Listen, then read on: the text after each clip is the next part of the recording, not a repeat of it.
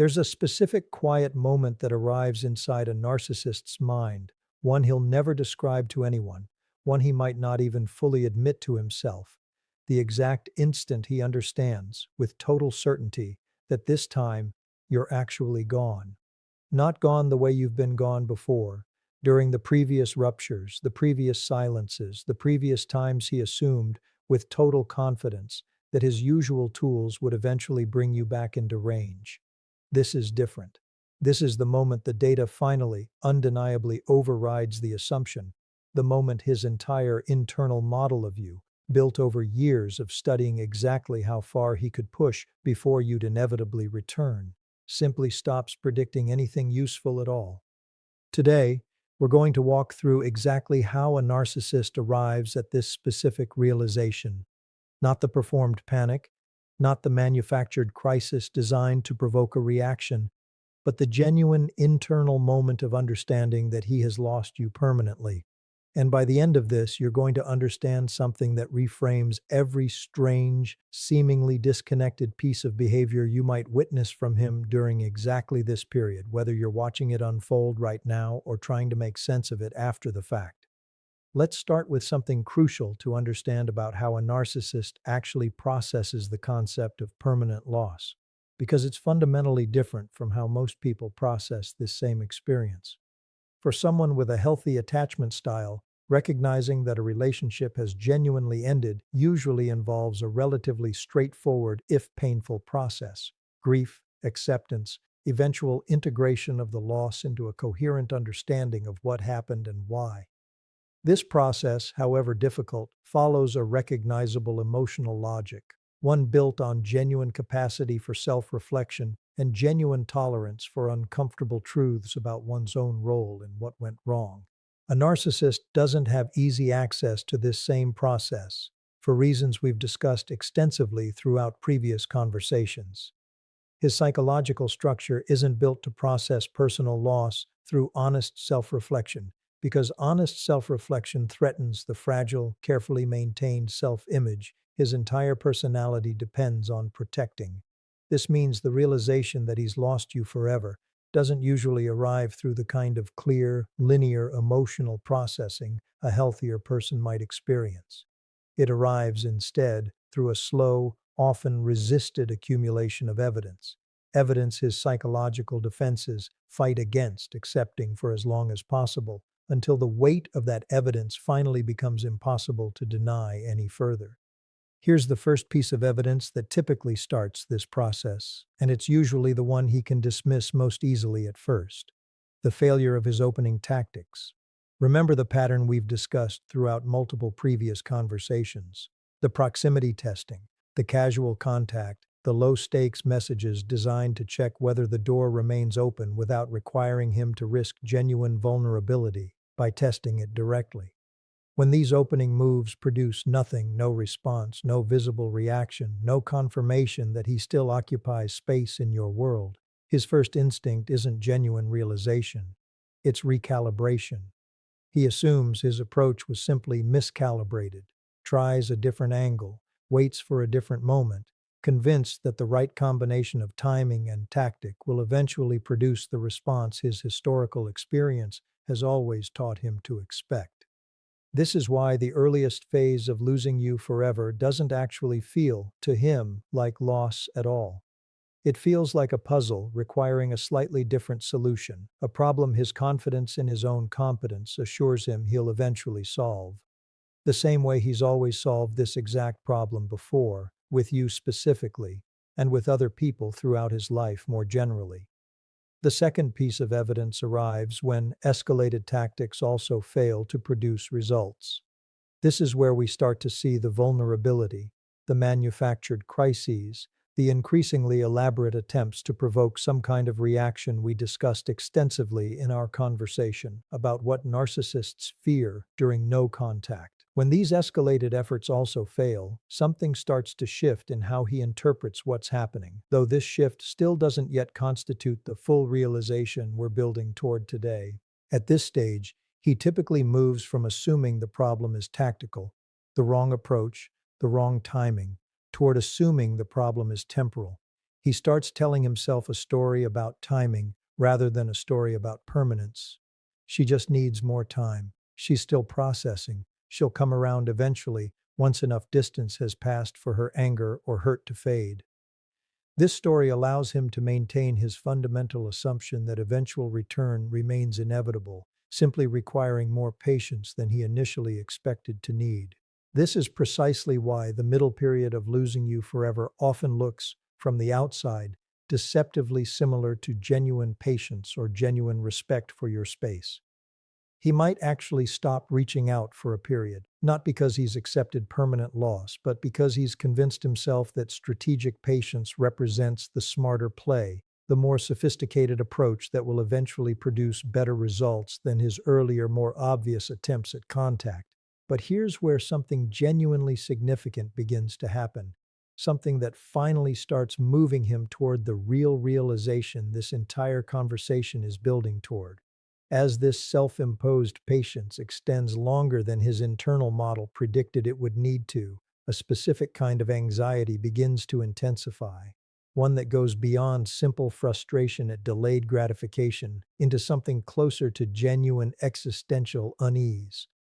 Because remember what we discussed about narcissistic psychology and predictive competence. His entire sense of understanding how the world works, how relationships function, how his own tactics reliably produce outcomes depends on this specific pattern eventually resolving the way it always has before. The longer this resolution fails to arrive, the more his confidence in his own predictive model begins to genuinely destabilize. And this destabilization produces something crucial to understand. It's not really about you specifically at this stage. It's about him confronting, for possibly the first time in his adult life, genuine uncertainty about whether his fundamental approach to relationships actually works the way he's always assumed it does. This uncertainty is deeply uncomfortable for someone whose entire sense of competence and self-worth depends heavily on believing his methods are reliable, effective, ultimately successful, regardless of temporary setbacks. This is where we start to see behavior that might initially seem contradictory to someone observing from outside. Increased desperation, mixed with apparent attempts at demonstrating indifference. Genuine anxiety masked by performances of having moved on completely. This apparent contradiction makes complete sense once you understand what's actually happening internally. He's oscillating between the old story, the one where eventual return remains inevitable, and a new, deeply uncomfortable possibility beginning to intrude on that story's reliability, one his psychological defenses are working overtime to keep at bay for as long as they possibly can. Let's talk about what actually happens once these defenses finally start to fail, because this is where the genuine internal realization we've been building toward finally begins to take shape, even though it rarely arrives as a single dramatic moment the way popular imagination might expect. Here's the crucial threshold. The moment he encounters undeniable evidence that contradicts his story so completely that no amount of recalibration or extended patience can reasonably explain it away any longer. This evidence looks different depending on the specific circumstances, but it typically falls into one of several recognizable categories, each one chipping away at the story he's been maintaining until the accumulated weight finally becomes impossible to sustain. The first category involves discovering that you've built something genuinely new, something that doesn't carry the markers of rebound or temporary distraction his psychology might otherwise use to dismiss it. This might mean learning, through whatever indirect channels remain available to him, that you've entered a relationship that appears stable, serious, genuinely different in quality from anything that might simply represent you filling the space he left. Or it might mean witnessing evidence of a life so thoroughly rebuilt around your own priorities, your own friendships, your own sense of purpose, that the specific shape of a life waiting for his return simply isn't visible anywhere within it. Here's what makes this particular category of evidence so devastating to his internal story. It doesn't just suggest you're temporarily unavailable. It suggests you've genuinely moved past needing anything from him at all, which directly contradicts the fundamental assumption his entire predictive model depends on. that his significance in your life remains permanent, regardless of temporary distance, waiting patiently for eventual reactivation whenever circumstances allow. The second category involves a specific kind of silence that differs qualitatively from ordinary no contact. Remember what we discussed about the emotional charge that typically accompanies genuine unprocessed attachment, even within silence itself. The way early no contact often still carries some residual intensity, some sense that the connection remains alive even in its current dormant state. As genuine healing progresses on your side, something shifts in how any remaining unavoidable contact actually feels, even in small incidental interactions that circumstances might occasionally require. If he encounters you in some context where interaction becomes briefly unavoidable, a mutual event, a practical necessity, any situation where complete separation simply isn't achievable, and discovers that your response carries none of the emotional charge his historical experience has always taught him to expect, whether that charge would show up as anger, as visible hurt, or even as barely concealed longing. This absence registers as something genuinely different from silence maintained through simple physical distance. It reveals something closer to complete emotional neutrality, the specific quality that comes only from someone who has genuinely, thoroughly processed and released their investment in the relationship, rather than someone who is simply avoiding contact while remaining internally unresolved. This specific quality of neutrality is often what finally, decisively breaks through his remaining defenses, because it can't be explained away through any of the stories he's been maintaining. It's not anger, which would suggest ongoing investment. It's not visible pain, which would suggest ongoing attachment worth eventually working to reactivate. It's simply calm, complete indifference, the exact quality that confirms, more definitively than any other single piece of evidence could, that his significance in your internal world has genuinely, permanently dissolved. Here's what happens internally once this specific realization finally, fully lands, and understanding this internal process matters enormously for anyone trying to interpret whatever behavior might eventually follow, whether you witness it directly or hear about it through indirect channels. The first response typically involves something we might call narrative scrambling, an urgent, often visible attempt to reconstruct the story of what happened in a way that protects his fragile self-concept from the full weight of what this realization actually means. This might manifest as sudden, intensified negative characterization of you and the relationship, retroactively reframing what happened in ways that position your departure as something he ultimately chose or welcomed, rather than something that happened to him against his will, something he genuinely couldn't prevent despite every tactic his historical experience had always taught him would eventually succeed. This narrative scrambling serves an important psychological function, even though it looks from the outside like simple denial or dishonesty. It protects him from having to sit directly with a truth his psychological structure genuinely struggles to tolerate. That despite everything he tried, despite every tactic that had always worked reliably before, this particular loss proved genuinely, permanently irreversible, in a way that suggests his fundamental approach to relationships might carry limitations he spent his entire life successfully avoiding having to confront. The second response, often occurring simultaneously or shortly after the narrative scrambling begins, involves what we discussed extensively in our previous conversation about genuine narcissistic breakdown, a kind of systemic destabilization that extends beyond simple sadness into something closer to genuine crisis. Precisely because the structures we discussed in that conversation, regulatory outsourcing, narrative infrastructure, predictive competence, are all simultaneously collapsing at once, without the buffer of continued hope that eventual return remains available to soften this collapse. This is precisely why the moment a narcissist genuinely realizes he's lost you forever often coincides with the most visible signs of struggle you might witness or hear about, whether that's uncharacteristic behavior, visible decline, or the kind of genuine unraveling we examined in detail previously. This timing isn't coincidental.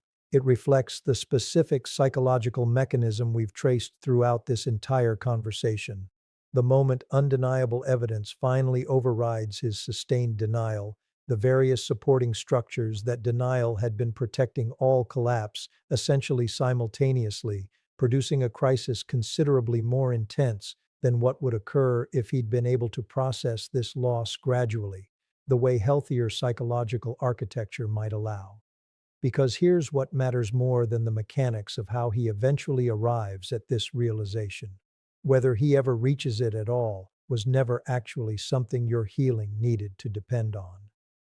This is worth stating plainly because everything we've traced throughout this conversation, the failed tactics, the narrative scrambling, the eventual undeniable evidence, the systemic collapse that follows, can easily start to feel like the missing piece of validation you've been waiting for, the moment that finally proves the relationship meant something, that you weren't simply discarded and forgotten the way his early performance of indifference might have suggested. And there's a real temptation here, one worth naming directly, to treat his eventual realization as the finish line of your own story, the moment that finally, retroactively justifies everything you went through. It isn't, and it was never meant to be. His realization, whenever it arrives, however it unfolds, belongs entirely to his own psychology, his own reckoning, his own separate process that exists completely independent of yours. You don't need him to reach this moment in order for your own healing to be complete. You don't need confirmation that he's finally understood what he lost in order to know, with total certainty, exactly what you survived and exactly what you're worth. Here's what's actually useful about understanding this entire mechanism, and it's different from simple validation. Understanding how a narcissist arrives at recognizing permanent loss helps explain, with genuine clarity, why his behavior during any period of continued silence from you might shift unpredictably, might intensify before it fades, might produce confusing signals that would otherwise seem to contradict whatever narrative he's presenting publicly. This understanding protects you from misreading these signals as invitations, as evidence that re-engaging might finally produce the outcome you once hoped for. It doesn't. Whatever internal process he's moving through remains his to navigate on his own timeline, using whatever internal resources he actually has available, which we've discussed at length are often genuinely limited compared to what healthier psychological architecture would provide. There's something worth sitting with honestly here, something that resolves the emotional pull this entire topic naturally creates. Even in the moment he genuinely fully understands that he's lost you forever, this understanding rarely translates into the kind of transformation that would actually make him safe to re-engage with, even if some part of you found yourself tempted by the possibility. Genuine realization of loss and genuine capacity for the sustained relational change that would actually honor what a real second chance would require are two entirely different achievements, and the first almost never automatically produces the second, regardless of how intense or how genuine the realization itself might be. This is why the most useful thing you can take from understanding this entire process isn't anticipation of some eventual vindicating moment, but something more valuable: permission to fully release your own need for that moment to arrive at all. You get to build your life completely, peacefully, without requiring his internal reckoning as a precondition for your own sense of closure. Whatever he eventually understands about what he lost, whenever he understands it, however painfully that understanding eventually lands, exists in a category entirely separate from your own continued life, your own continued healing, your own continued forward motion. So if you find yourself wondering whether he's reached this moment yet, whether the reports reaching you through indirect channels suggest genuine crisis or simply performance, understand that the answer to this question, whatever it turns out to be, doesn't actually change anything about your own path forward. You already know what happened. You already know what you experienced, what you survived, what it cost you to finally, permanently choose yourself over a dynamic that was never sustainable in the way you deserved. His eventual understanding, whenever and however it arrives, simply confirms something you've likely already known for a very long time. You were never actually replaceable, insignificant, or easy to lose, but you were also never required to wait around long enough to watch him figure that out for himself.